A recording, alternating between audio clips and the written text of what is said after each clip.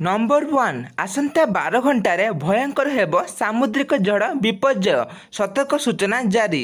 आरब सागर में सृष्टि होता साइक्लोन झड़ विपर्यय आसंता 12 घंटा मध्य एक भयंकर घूर्णिबलय परिणत होबार संभावना अच्छी।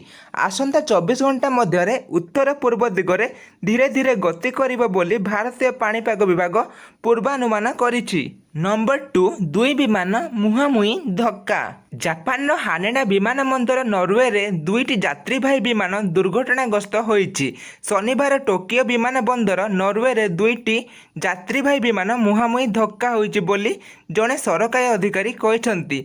एथिरे केही मृताहत होई नथिबार सूचना प्रकाश। नंबर 3 कलबल करुछि विद्युत काट। राज्य में प्रचंड ग्रीष्म प्रभाव जारी रही। गरम और गुलुगुली अस्तव्यस्त करुछि। बिजुली बिना घरे रहिबा एक प्रकार असंभव हो पड़ी।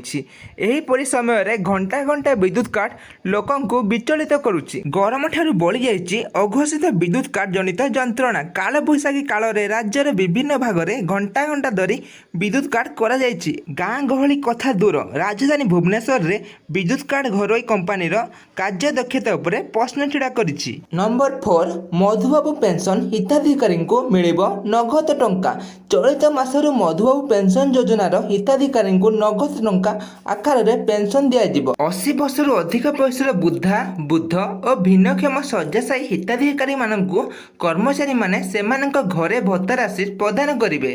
नंबर 5 चाइना को नाटर गुप्त सूचना दौची जर्मानी पायलट। जर्मानी अवसर प्राप्त पायलट माने एबे चाइना वायुसेनार पायलट मानकु तालीम देउछंती। एही समय मध्यरे एही जर्मानी पायलट माने मोटा मोटा अर्थ बदल रे नाटो विषय अनेक गुप्त तथ्य मध्य चाइना को शेयर करछंती। एहा प्रकाश पाइबा परे यूरोप रु अमेरिका पर्यंत उत्तेजना देखा जाइछि। एहीपरि प्रतिदिन न्यूज देखिया पई आम चैनल खबर ओडिया को सब्सक्राइब करनियंतु।